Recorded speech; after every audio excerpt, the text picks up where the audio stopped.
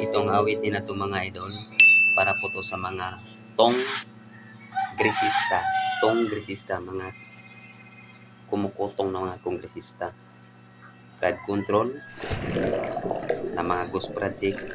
Ito po maaaliw ka idol sa ating awitin. Bato-bato sa langit, ang matamaan ay bahala ka na kung magalit ka. Ito po ay nagbase tayo sa isyu ng ating pamahalaan sa panahon ngayon, di ba? Ito po ay ating awitin, pakinggan nyo. Kung magustuhan nyo, like, share, and subscribe. Salamat po.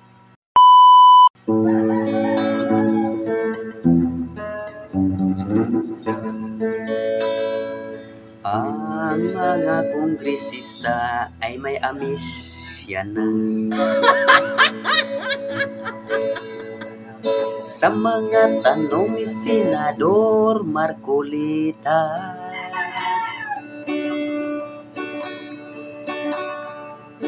tinatanong kung bakit sila may kontrata.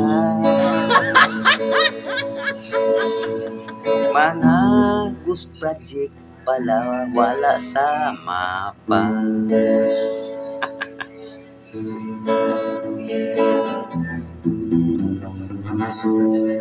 Ang mga senador nagagalit na. Wow!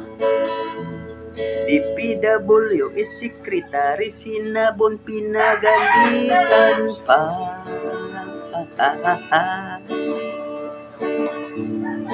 Kinsing kontraktor ang inaprobe nila.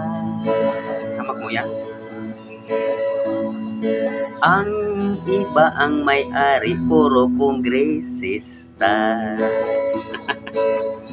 Grabe no? Lumabas na mga baho nila. Oh no! Ang mga kongresista ay nagsisinungaling na. Ang project ay di daw sa kanya.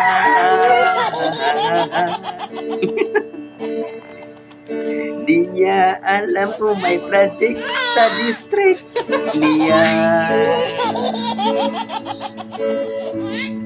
Todo deny dahil nabisto na.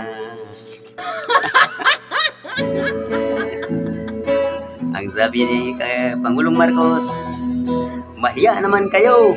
Mahiya naman kayo, ang kapal ng mukha ninyo. Puro kayo Duterte. Puro kay Duterte, Sara Duterte. Yun pala kayo ang pinakabuaya sa ating lipunan. Nagbabayad kami ng buhis. Tapos, yun pala kayo lang ang kumakain sa aming mga binabayad. Maluloko, manggaganso, mga buaya kayo. Kaya ito ang sinabi ni Senador Ping Lacson. Senador Ping Lacson, may privilege speech na. Mga project na tapos may bago pang kontrata. Ang kapal naman ng mga kongresista. Wow!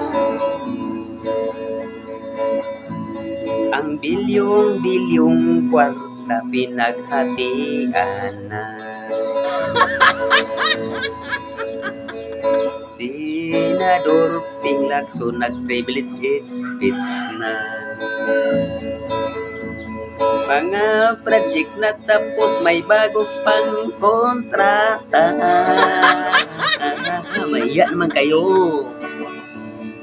Ang kapal naman ng mga kongresista.